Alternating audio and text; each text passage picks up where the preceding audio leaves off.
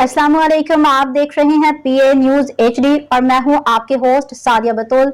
शामिल करते हैं आज की अहम खबरें। दुबई पाकिस्तान के मारूफ फिल्मी सितारे माहिरा खान और हुमायूं सईद को पाकिस्तानी फिल्म इंडस्ट्री में उनके नुमायां खिदमात के एतराफ़ में मुत्तहिदा अरब अमारात यूएई के शहर दुबई में एजाज़ी शील्ड से नवाजा गया।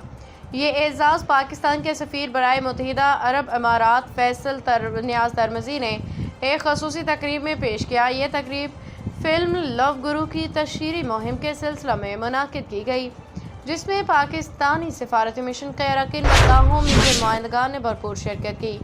सफ़ीर फैसल तरमज़ी ने इस मौका पर अपने खिताब में कहा कि फ़नून लतीफ़ा पाकिस्तान की सॉफ्ट पावर का अहम हिस्सा हैं। ऐसे फ़नकार पाकिस्तान का मस्बत तशख़्ख़ुस दुनिया के सामने पेश करते हैं, हमारी कहानी को आलमी सतह पर उजागर करते हैं। उन्होंने मज़ीद कहा कि फ़िल्म लव गुरु जैसे मंसूबे पाकिस्तान के बदलते सकाफ़ती मंजरनामे की अक्कासी करते हैं, आलमी नाज़रीन से दिलों को जोड़ने का ज़रिया बनते हैं। माहिरा खान हुमायूं से तकरीबन 10 बरस बाद एक साथ किसी फिल्म में जलवागर हो रहे हैं। उनकी आखिरी मुश्तरका फिल्म बिन रोए 2015 में रिलीज़ हुई थी।